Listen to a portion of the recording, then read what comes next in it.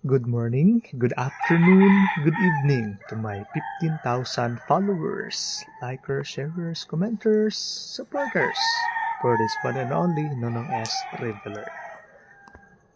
This morning I would like again to recite or to read a poem, Sana number 4, for us to hear the pleas and the agonies of teachers.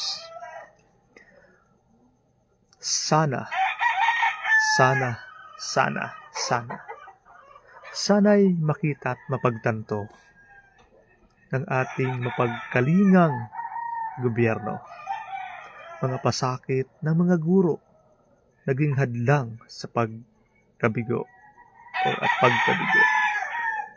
Kagiya't itaas sana man lang pera na kay tagal nang nauyam. Ilang beses na itong ipinanawagan. Sana naman ngayoy pakikinggan.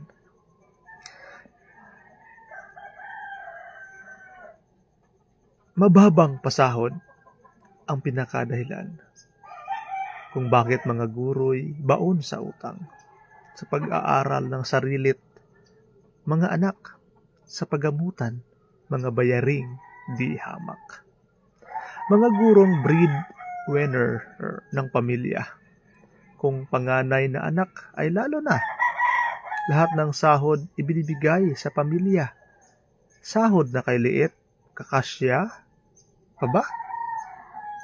Kung mabibigyan ng aksyon solusyon, mga hinaing na napapanahon, tiyak na magiging magandang layon, maaayos ang hamon sa edukasyon.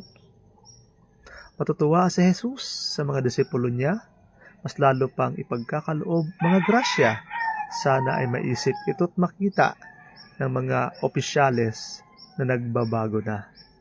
Kung lahat ng hiling ay matutupad, tiyak na edukasyong uunlad, tiyak na kahirapay, mapapanatag dahil sa si Jesus nga ang nahahayag. Thank you po. Thank you. I authorize you to share or to react or to comment or to download this small poem for you, for us to analyze and evaluate the scenario of being a teacher 1 to teacher 6.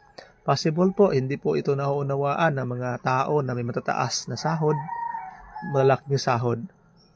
Kaya hindi po sila makarelate. Kaya po, makakarelate lang po dito yung mga teachers po na maliit ang sahod na pamilyado. At talaga maraming pinagkakagustusan po at hindi kaya ng kanilang sahod. So, once again, as Revealer is revealing to you secrets for the common good. Once again, bye-bye and ingat po.